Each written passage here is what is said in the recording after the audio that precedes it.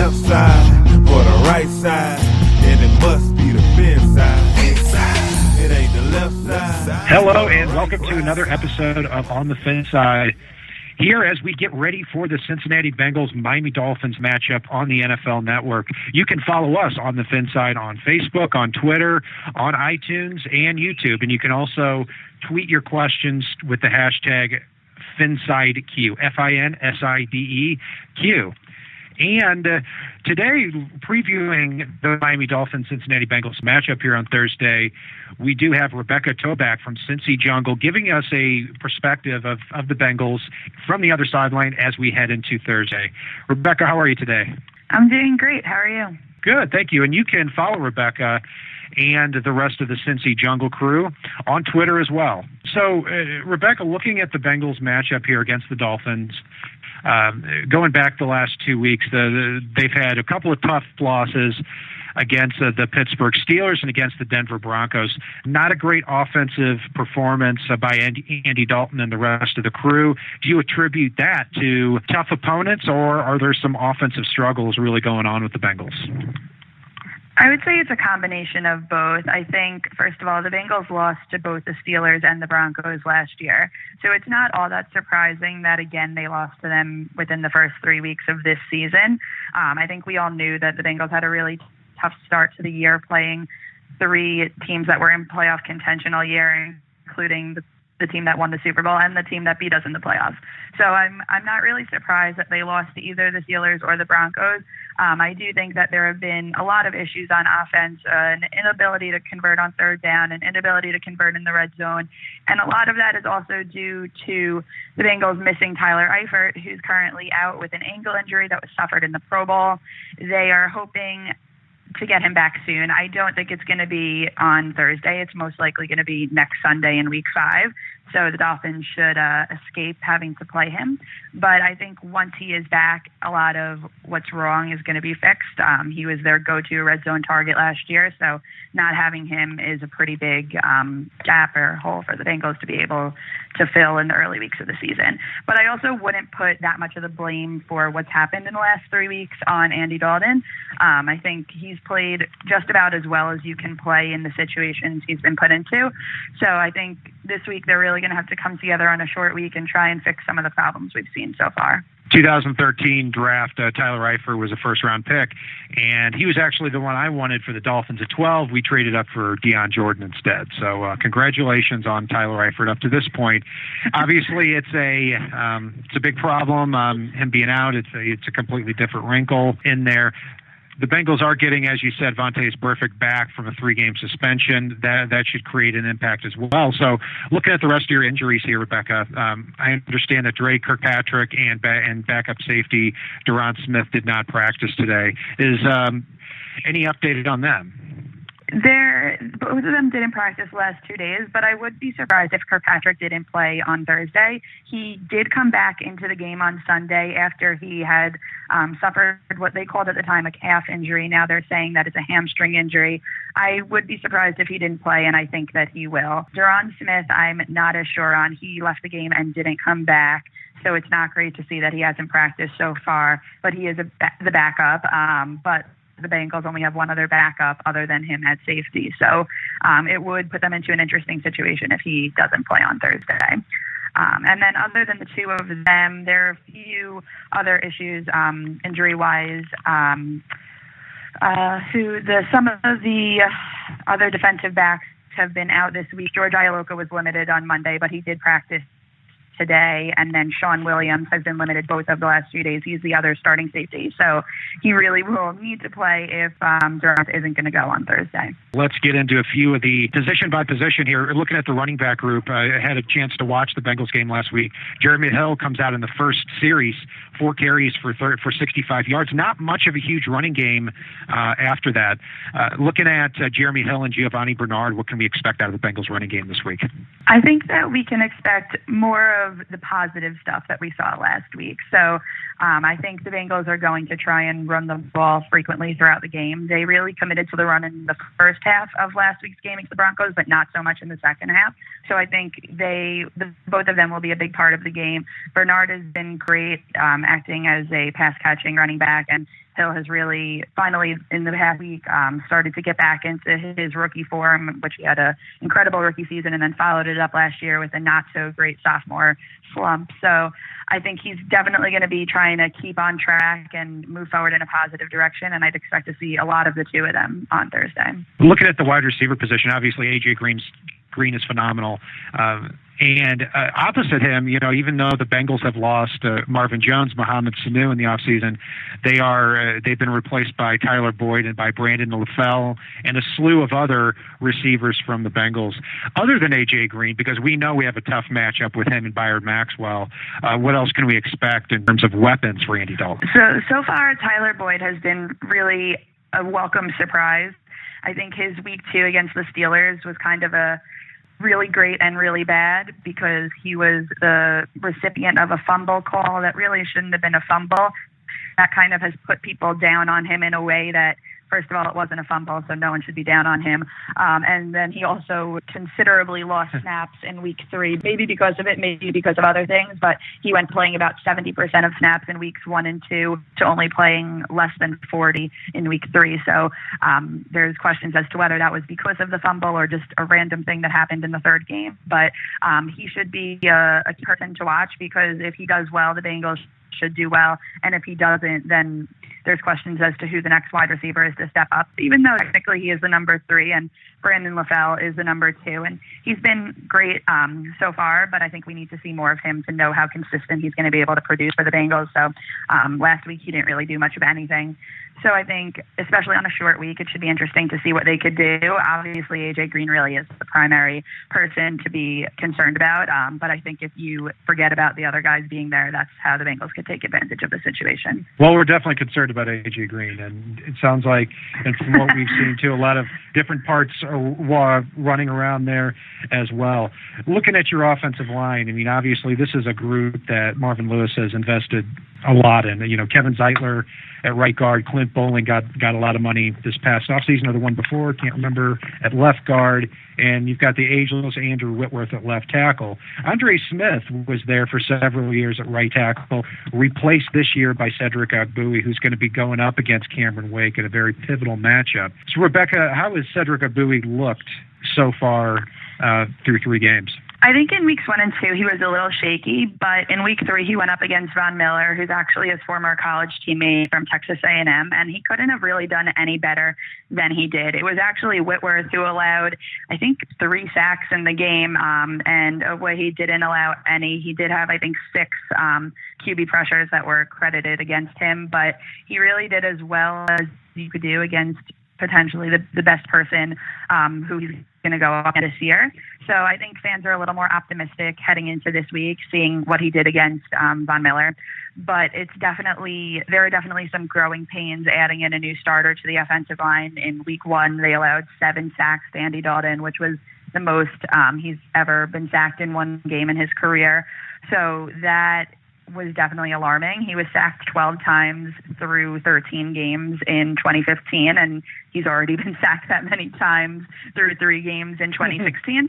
So they're not holding up as well as they did last year. And there's some questions as to whether there's just communication issues or it is just adding a new starter in, or what exactly is the cause of such a regression that we've seen so far. But I think that he's probably doing as well as you can expect for someone starting for the first time at right tackle. Absolutely. Looking at the defensive side of the ball over the last few years, we've come to, from afar, admire the Carlos Dunlaps, the Geno Atkins of the Bengals defensive line. Should we expect still that same stout unit here in the Bengals-Dolphins matchup? The Bengals defensive line has maybe been a little bit of a letdown so far this year for fans. I think that they've had 4 total sacks through 3 games, which is not at the pace that they were going at last year. So I know that they're trying to get back on track. Whether that will happen this week remains to be seen. I think that also has some things to do with the starters all being the same this year as they were last year, but the rotational players and backups aren't the same. So they lost Wallace Gilberry, and they've also had some injuries there already during the summer. So I think they're still trying to figure out exactly how the rotation is going to work and how often the starters need to be coming out and taking some snaps off. So I think it's not as scary as it was last year to go up against them, but hopefully that will change this week, and maybe it will be the feared unit that they were so feared last year. What does Vontaze Burfict really bring back to the Bengals defense that maybe they didn't have in the first 3 games based on what you've seen out of him over the last few years? Yeah, I think he just completely changes the entire dynamic of the defense. I think every player is just so excited to have him back on the field that they're all going to play better because he's there. He's without a doubt the leader of the defense. He's the one communicating with all of them while they're on the field, and just the second that he gets on the field, you see the difference. And I think that a lot of people have questioned how much of an impact he can have after not practicing with the team for the last 3 weeks. But last year he was actually injured coming into the season and he started the year on PUP, and then he practiced once fully. And it really wasn't even a full practice. It was like a walkthrough type thing, and came back and had 2 back-to-back tackles on the first 2 plays of the game, the first game that he was back for. So I think that kind of thing just goes to show how impactful he is. And the second he's back, really the whole dynamic of the Bengals defense does change. And Vinny Ray has done a really fantastic job filling in his place. I think he's PFF's number 2 rated linebacker right now. So it just goes to show how great of a replacement they have for Burfict when he's out, and their backup is still one of the highest rated linebackers right now. But at the same time, now he can play rotationally, and Burfict can come in and really lead the defense like we know he's going to.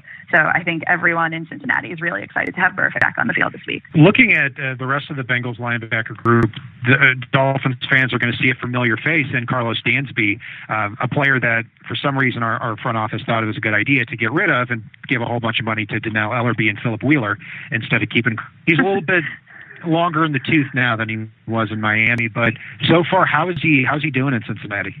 I think he's doing really well. I mean, he's definitely not as fast as he used to be, but I think he's doing well enough that he should be starting and should be playing the amount of snaps that they're giving him, which is quite a lot. He's filled the hole very well as a leader on the team with Burfict out, and now I'm really looking forward to seeing what the two of them could do together.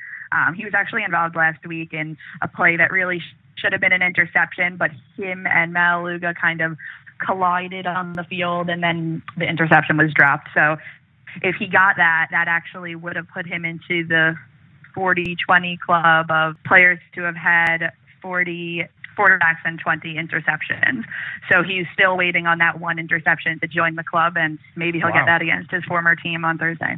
Yeah. Well, Jamar Taylor for the Dolphins, for the Browns, was with the Dolphins for 3 years, and then the first pass in our new stadium was an interception by Jamar Taylor, his first career interception. So it's looking pretty promising of that happening too.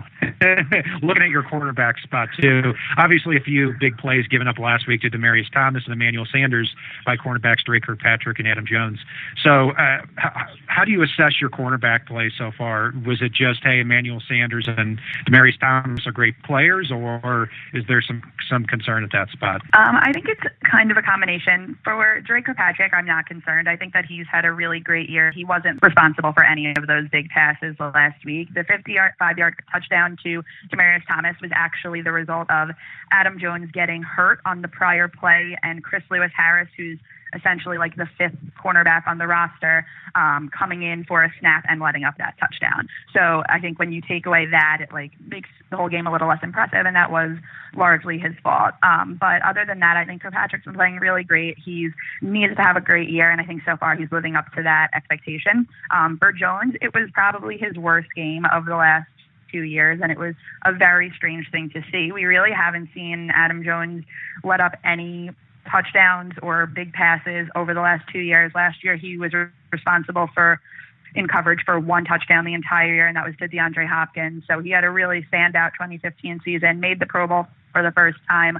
And now this year he was playing pretty well in weeks 1 and 2, but last week was definitely an off week for him. And I think he's the kind of player who's very emotionally driven. And I think most people who watch him would agree with that. So I do expect him to bounce back this week. Yeah. I would be surprised to see him have another game like he had on Sunday against the Dolphins on Thursday. Rebecca, you kind of touched on the secondary just now. One thing I've heard a lot of reports about is a name Dolphins fans will be very familiar with in Kevin Coyle, coaching the defensive backs up there in Cincinnati. And there being a lot of rumblings coming out of the locker room surrounding not just the scheme aspects he's trying to teach the players, but basic fundamental techniques. What have you heard in regards to the issues that they're having with Kevin Coyle, the way that it seems to be boiling over in a way, if we're hearing about it? Yeah, I think I'm not really sure about the validity of that report. I know that today both Marvin Lewis and Dre Kirkpatrick both denied that anything of that sort existed. I think the original report said that players were upset with Coyle's techniques and instructions, and that one player believes he's not coaching them to win. I find it interesting that a Miami reporter found this report on the week that we're playing the Dolphins. That's not to say it's not true, but I personally don't think it's true. And today Kirkpatrick came out and said, he pushes you, but I'm fine with it. I probably haven't been pushed like this since college, and it's good. I think the report is a bunch of nonsense. So I think pretty clear the Bengals are denying that this report is accurate. Right. It's probably, especially if it's from Marley. Yeah. So I think it's safe to say that we can bury this report, and that it doesn't seem to be an accurate story of what's going on in the Bengals locker room. Rebecca Toback joining us from CincyJungle. You can follow them on Twitter and on their website as well. So, Rebecca, taking a look from the other sideline at this matchup, what are some things that you think the Bengals have to do to win this game? I think that the wide receivers are going to need to play better than they did in week 3, and the same goes for the cornerbacks. We can't be letting up 55-yard touchdowns and 45-yard touchdowns, which also to non-key players. So the last 2 weeks we've seen really random guys who most fans have never heard of come out of the woodworks to score touchdowns against the Bengals, which is something that can't happen. So we can't see a number 3 tight end make his first touchdown against us, and we can't see someone who has like 2 yards in their career get a touchdown against us. So I think in those ways, the defense is going to need to step up. And then also, I think a lot of it goes back to the defensive line. And last year, I think a big part of the reason that the defense was so good was because the defensive line made everyone look better. So this week, it would be good to see them get back on track and get some sacks and make it look like they're the scary and threatening defense that I think Bengals fans want them to be. So I think those are going to be 2 really key things, and hopefully some of the defensive backs who are hurt right now and not practicing yet this week will somehow get better in the next 24 to 48 hours. Well, you've given a great analysis here of the Bengals from the other sideline. What questions may you have for us, if any, heading into this matchup? Who do you think is a player that Bengals fans don't know and need to be scared about? You know, to me, one big matchup is Kenny Stills on the outside. I think Adam Jones and Jarvis Landry in terms of body type, in terms of their ability to go to line up outside, go in the slot. They're a good matchup together. And Devontae Parker and Dre Kirkpatrick, very similar body types as well. But Kenny Stills, if you throw him in the mix, he has the ability to get deep. And even though he was a disaster in week 1, he started to come on more lately. 6 catches for 75 yards last week. To me, he would be the big X factor in this game. At the cornerback spot, the Dolphins have a lot of unknowns there, so a lot of things can be exploited. But one guy who could sneak up on you in the slot is Bobby McCain. He's a fast, young, former 5th-round pick of us, and all throughout the preseason he was making plays. He has that ability to get burnt on one play and pick off a pass and take it to the house on the next play. So those are the 2 guys. Kenny Stills and Bobby McCain would be the sleepers I'd be looking at from the other sideline. Oh, well, that's great, because I just dropped Stills for my fantasy team right before this. So it might be a good move. I had this insider info a few minutes ago. Rebecca, I just want to chime in as well. There's another guy that you may not have even heard of at this point. A lot of folks around the league haven't, but he's been coming on pretty big this year, and that's defensive tackle Jordan Phillips. Given the fact that Ndamukong and Suh's seen a lot of double teams, there have been a number of plays this year where he's made some devastating impacts, whether they've been in wins or losses. I know against Seattle in week 1, there was one play where he blew the guard back into the backfield so quickly that he actually took out Russell Wilson and made Russell Wilson fumble it using the guard himself. So he's actually managed to command a few double teams even with Ndamukong and Suh in the game. So he's definitely a guy to look at on that defensive line. Yeah, I did see that play with Russell Wilson. That was pretty crazy. So, Rebecca, what is your final prediction for Thursday's game?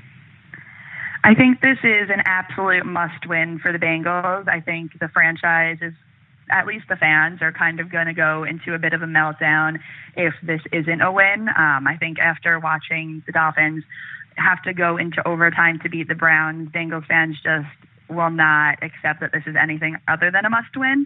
And I agree. I think that they will win and prove that the last 2 weeks were really just tough games, and that they're still contenders. So I see this being a pretty solid win for the Bengals, at least a 1-touchdown margin of victory. Rebecca Toback joining us from CincyJungle. Follow them on Twitter and on their website as well. Rebecca, thank you very much for joining us here tonight. I would say good luck this Thursday, but I'm not going to insult your intelligence.